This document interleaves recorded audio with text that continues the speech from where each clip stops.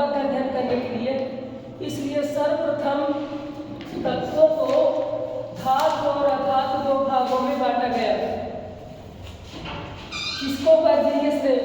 लेकिन तो इतने सारे तत्वों को धातु और अधातु के बारे में केवल दो ही, जब अधातुएं हैं जैसे कुछ तत्व ऐसे हैं जैसे एंटीमनी है, बिस्मथ है, इनमें धातु और अधातु दोनों के गुण थे। उस समय समस्या हुई कि बिना जो है सभी तत्वों को अच्छी प्रकार से वर्गीकृत किया जाए तो उनके अध्ययन में सुविधा हो सकती है। सर्वप्रथम रूस के महान वैज्ञानिक मेंडलीव, जिनका पूरा नाम था D.I. मेंडलीव, दामित्री इवानोविच मेंडलीव, इन्होंने एक मूल आवर्त सारणी बनाई। उस मूल आवर्त सारणी में उस समय 58 तत्वों का वर्गीकरण किया गया, जिसमें श्रेणियां और वर्ग थे। इसका आधार था परमाणु क्रमांक, परमाणु भार। इसका आधार था परमाणु भार। तो इसके संबंध में D.I. मेंडलीव ने एक आवर्त नियम प्रस्तुत किया। तत्वों के भौतिक और रासायनिक गुण उनके परमाणु भारों के आवर्ती फलन होते हैं। आवर्ती फलन होते इस समय इस आवर्त सारणी की रचना हुई। इस समय आज भी वैसे तत्व लिखे हुए हैं जैसे हाइड्रोजन, लिथियम,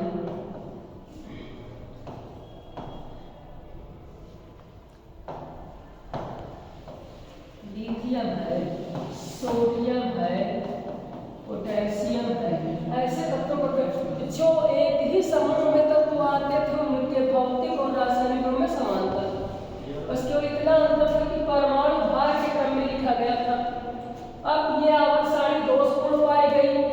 इसलिए दोषपूर्ण पाई गई कि जो तत्व होते हैं हमारे तत्व एलिमेंट्स, उनके लिए कैरेक्टरिस्टिक प्रॉपर्टी, अभिलाक्षिक गुण, ऐसा गुण जिस पर डिपेंड करे, मतलब निर्भर करे, जिसके बारे में हम कुछ कह सकें। तो तत्वों का अभिलाक्षिक गुण परमाणु भार नहीं है। इसलिए इसको संशोधित करने के लिए मोज़ले वैज्ञानिक थे, उन्होंने तत्वों का वर्गीकरण परमाणु क्रमांक के आधार पर किया।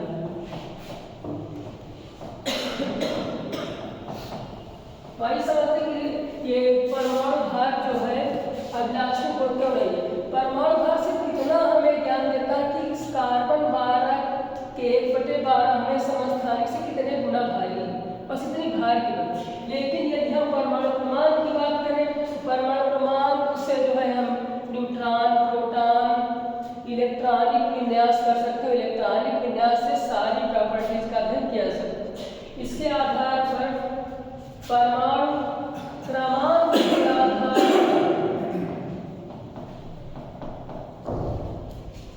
आवर्त सारणी, दीर्घाकार आधुनिक आवर्त सारणी का आधार क्या है?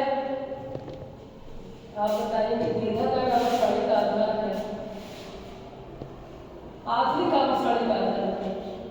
आधुनिक आवर्त सारणी का परमाणु क्रमांक, मूल आवर्त सारणी का आधार है परमाणु भार और आधुनिक आवर्त सारणी का परमाणु भार।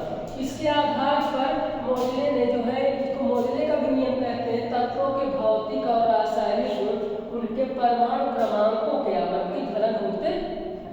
इसको हम कक्षा में प्रेजेंट करना चाहें तो बच्चों को इस प्रकार से दिखा सकते हैं किसी TLM के माध्यम से कि ऐसे जो है आवर्त सारणी को बांटा गया है। ये 7 जो है आवर्त है और ये जो है 18 समूह है।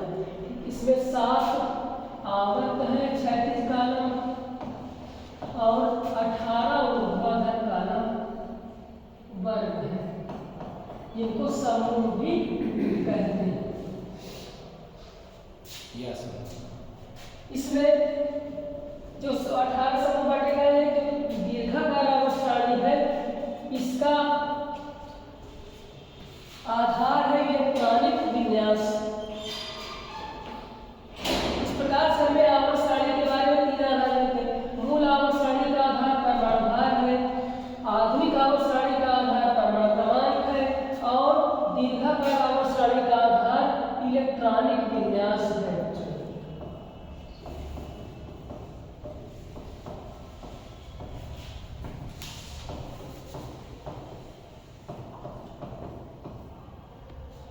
जिसे हम इलेक्ट्रॉनिक विन्यास के माध्यम से समझ सकते हैं।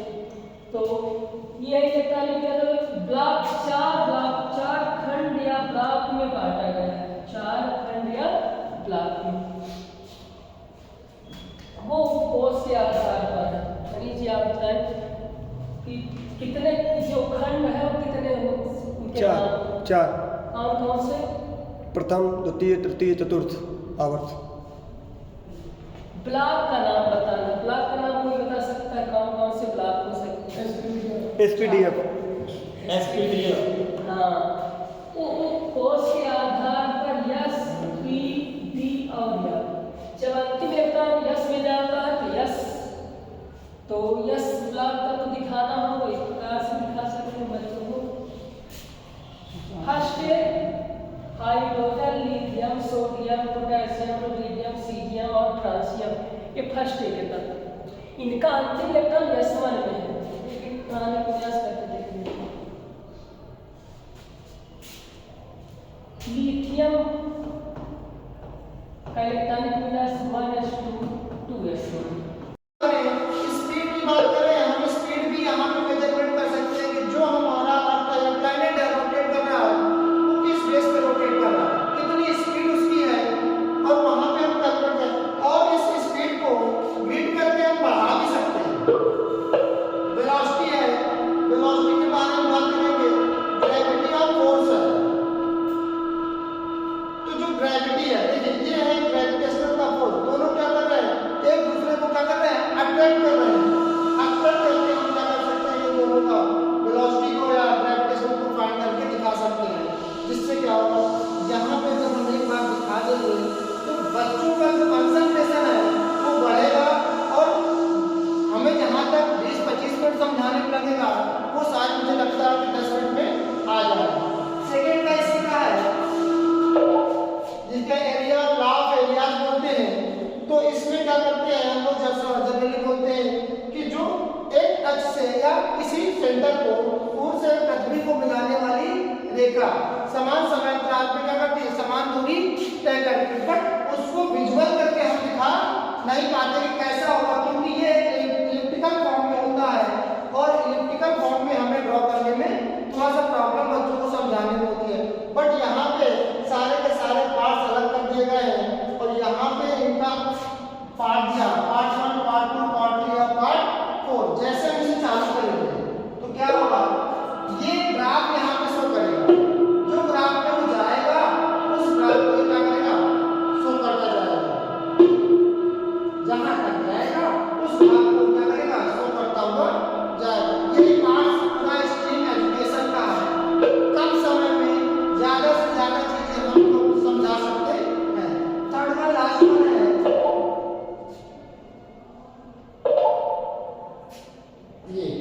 ये ग्राफ है टाइम और तो क्या कहते हैं, रेडियस है।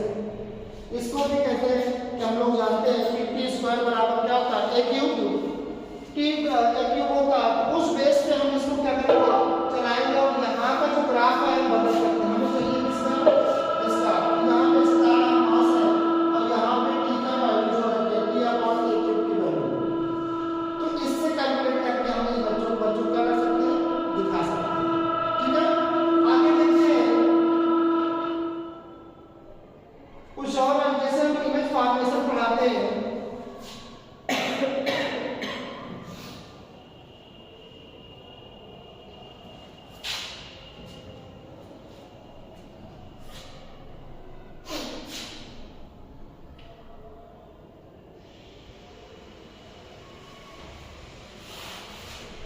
मैग्नेटिक फील्ड ढेर सारे यहाँ पे हैं। जैसे बेसिकली हम लाइट का चैप्टर लेते हैं, तो इसमें हम क्या करेंगे, इमेज फॉर्मेशन को डिस्क्राइब करते हैं। जब हम इमेज फॉर्मेशन को डिस्क्राइब करते हैं, यहाँ पे हम लोगों ने 2 टॉपिक बताते हैं, एक मिरर के बारे में बताते हैं, दूसरा आपका लेंस होता है। तो पहले हम बात करेंगे मिरर के बारे में कि मिरर में इमेज फॉर्मेशन कैसे होता है, और उसके बाद बात करेंगे लेंस में फॉर्मेशन कैसे होता है। देखते हैं ये कौन सा लेंस है, कनकेव मिरर। कौन क्यों, ठीक है। ये जो पेंसिल है, पेंसिल है वो हमारा क्या करेगी एक इमेज का, और ये जो सेकंड है ये आपका क्या करेगा, ये आपका इमेज बताएगा। ठीक है, तो ये ऑब्जेक्ट है, इसके ऑब्जेक्ट यहाँ से हम चेंज कर सकते हैं, स्टार भी ले सकते हैं, डिफरेंट टाइप के ऑब्जेक्ट भी हम। इससे क्या होगा, अट्रैक्शन भी बच्चों का बढ़ेगा। ठीक है, तो पहले मैं बहुत क्लियरनेस लेके बताता हूँ कि जो इमेज है वो कहाँ पे रहते हैं। जितना हम दूर करेंगे, देखिए ये सेंटर है आपका, फोकस है, जब हम दूर तरफ चलते चले जाएंगे और इनफाइनाइट पे जाएंगे तो कहते हैं कहाँ पे इमेज बनेगी, इस पॉइंट पे आके फोकस पे आके मिल जाएगी। ठीक है, जैसे जैसे हम बढ़ते जाएंगे ये यहाँ पे सारे पैरामीटर्स भी रखे हैं। ये जो है वो डायमीटर है, जो भी इमेज बनेगा उसका डायमीटर, ये आपका रेडियस है, यहाँ से हम बढ़ाते चले जाएंगे। अगर बात करें कि यहाँ पे अगर हम शो करें तो आ जाएगी प्रिंसिपल एक्सिस, आई 3 रह गई। अब यहाँ पे देखिए जैसे मैं दोनों को पास में लाता हूँ, ठीक है, तो ये इमेज का क्या बना, एक फॉर्मेशन बन गया। तो यहाँ पे अप्रॉक्सीमेट क्या होता है, बराबर, क्या होता है, इक्वल होता है। यहाँ पे होता है आपका जो सेंटर ऑफ कर्वेचर का पॉइंट होता है सर्कल का, ठीक है, वहाँ पे का जस्ट उसके नीचे क्या बन जाएगा, फिगर बन जाएगा। जैसे जैसे हम बढ़ाते जाएंगे, फोकस पे लेके जाएंगे, जैसे फोकस पे लेके जाएंगे जो इमेज है वो कहाँ बन जाएगा, कलर पे जाके बन जाएगा। ठीक है, तो ये इनफाइनाइट पे जाके आपका फिगर बन जाएगा। ऑब्जेक्ट को अब जब हम इस बात आगे ले जाएंगे तो थोड़ा सा इसमें होगा, तो यहाँ पे जब डिस्टेंस, तो ये फोकस बदल रहा है, ये सर फोकस चेंज होता है। हाँ, यहाँ पे फिगर आपके यहाँ बन जाएगा। तब इनफाइनाइट पे आप लोग पहुँच जाएगा, तो फिगर आपके यहाँ पे आके बन जाएगा सेंटर पर। जितना छोटा होगा आपके सेंटर पे आके बन जाएगा। तो इस तरह यहाँ से हम मिरर को चेंज कर सकते हैं, और जो लेंस का है, लेंस का भी हम यहाँ पे चेंज कर सकते हैं। अब जैसे बात करें आगे चल के केमिस्ट्री के बारे में, तो ढेर सारे केमिस्ट्री में भी है। फिर मैं जनरल की बात करता हूँ तो मुझे थोड़ा बहुत पता है।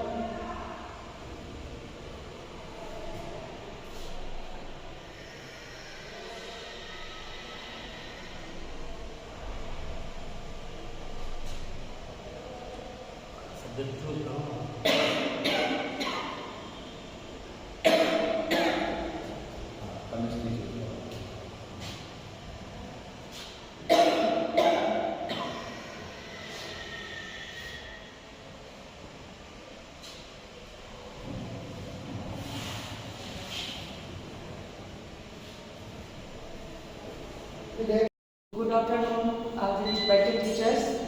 आज यहाँ पे हम लोग डिस्कशन करेंगे फ्लावर के डिफरेंट पार्ट्स के बारे में। क्लास में अगर हम बच्चों को जो ये टॉपिक पढ़ा रहे हो, तो अगर हम प्रैक्टिकल के माध्यम से थोड़ा सा उनको बताएंगे तो ज़्यादा इजी रहेगा। वैसे हम लोग एनिमल्स में तो फीमेल और मेल पार्ट आसानी से पहचान जाते हैं कि कौन सा मेल है कौन फीमेल है। फ्लावर में या प्लांट में ये चीज़ बताना बच्चों को एक उनके लिए अट्रैक्टिव पॉइंट हो सकता है, डिफरेंट हो सकता है कि क्या मेल फीमेल एक ही प्लांट में या किसी फ्लावर में हो सकता है। तो आज हम इस फ्लावर के माध्यम से ये एक एक पार्ट, इसके जो भी मेल पार्ट में क्या इन्वॉल्व है, फीमेल क्या है, वो निकालेंगे। सबसे पहले ये मेरे यहाँ पे फ्लावर है। इसमें जो नीचे है ये ग्रीन वाला जा रहा है इसमें, इसका एक एक पार्ट का कुछ ना कुछ अपना इम्पोर्टेंस है। जो ग्रीन सा यहाँ पे ये पतली सी पत्तियों की जैसी बनी हुई है, इसको कहते हैं सीपल। इसके ऊपर इसके बाद इसको हटा दें।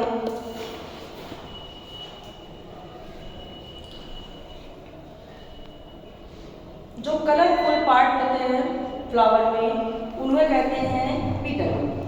ये कलरफुल जो पत्तियाँ होती, पंखुड़ियाँ होती हैं, अब इसे भी हम लोग बाहर कर देते हैं। ये जनरली सभी फूलों में होता है। अब आपको इसके अंदर का पार्ट, ये तो इसमें फिगर में भी है, ये चीज आपको फूल में मिला। इसमें आपका जो पतला सा ये जो ऊपर से संरचना दिख रही है, ये बारीक बारीक सी लंबी सी पतली सी डंडी वगैरह डंडी जैसी संरचना दिख रही है, ये है आपके एंथर। ये आपका जो है ये मेल पार्ट है। स्टेमन, इसको स्टेमन कहेंगे मेल पार्ट को। स्टेमन के अंदर आपके फिलामेंट आएंगे, उनपे जो हर फूल में अलग अलग कलर का होता है, किसी में येलो होता है, इस फूल में आप देखेंगे हल्का सा पिंक कलर का दिख रहा है। ये आपका एंथर लगे हुए हैं। इसको हटाने के बाद इसको धीरे धीरे आप तोड़ के हटा दीजिए। ये बाकी का जो फूल का बचा हुआ भाग है, ये हमने मेल पार्ट को हटा दिया इससे। इसी में आपको हम लोग फीमेल पार्ट भी दिखा देंगे। सारे फिलामेंट जब अलग कर दिए तो आपको ऊपर टॉप पे इस फ्लावर में हिबिस्कस रोजा है, ये गुड़हल का फूल है, इसमें सबसे ऊपर 4 या 5 जैसे आपके फिलामेंट दिखे थे सेम वैसे ही, पर उनसे थोड़ा सा डिफरेंट है, 4 या 5 होगी। ये आपका जो है स्टिग्मा कहलाता है। यहाँ से आपका फीमेल पार्ट शुरू होगा, ये स्टिग्मा कहलाएगा। इसके बाद यहाँ से नीचे तक ये जो डंडी जिसके सहारे जुड़ा हुआ है उसको स्टाइल कहते हैं। इसको हम अलग से इसको भी निकालेंगे, हालांकि ये फूल थोड़ा सा टूट गया है। इसके बाहर की लेयर किसी पिन की सहायता से अलग करेंगे तो एक वाइट कलर की पतली सी आपको डोरी की तरह की एक संरचना दिखाई पड़ेगी, जिसको हम कहेंगे स्टाइल। ये होता है जो ये स्टाइल है, ये आपका स्टिग्मा से लेकर के सीधे ओवरी तक अटैच होता है। ओवरी आपका पूरा पार्ट है नीचे वाला, इसी फूल में है। ये अभी हम फीमेल पार्ट की बात कर रहे हैं, ये है ओवरी फूल की।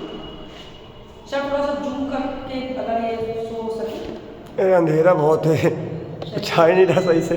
ये मेरे हाथ में देखिए फूल का पार्ट मैंने फीमेल पार्ट का नीचे वाला स्टाइल जाते हुए स्टाइल के थ्रू निकाला है। ये ओवरी है जिसे अंडाशय कहते हैं।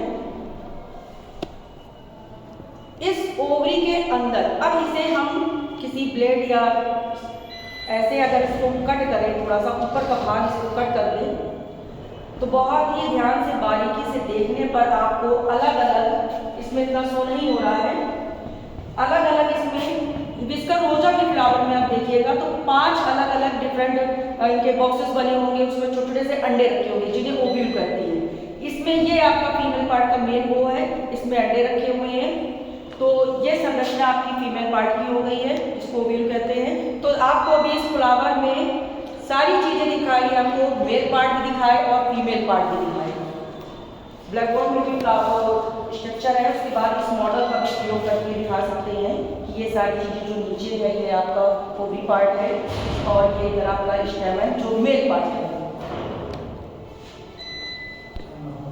तो कैसे पता कि एक प्लांट में हम लोगों ने देखा अभी मेल पार्ट और फीमेल पार्ट, इनमें जनन जो प्रोडक्शन है वो अलग अलग प्लांट में अलग अलग होता है। तो इसमें जब कोई हवा चलती, हवा के थ्रू भी होता है, तो जो ये फिलामेंट ऊपर और फिलामेंट के ऊपर एंथर होते हैं, ये हवा के द्वारा गिरते हैं, उसी में ओवरी से कनेक्ट होते हैं, तो आगे इनकी रिप्रोडक्शन की प्रक्रिया होती है। Thank you.